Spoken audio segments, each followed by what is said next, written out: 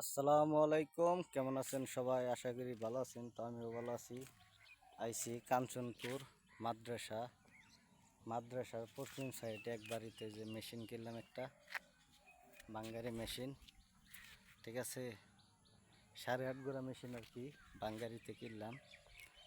তো একা একা আইসা অনেক কষ্ট হয়েছে 8.5 গোড়া মেশিন উঠাইতে।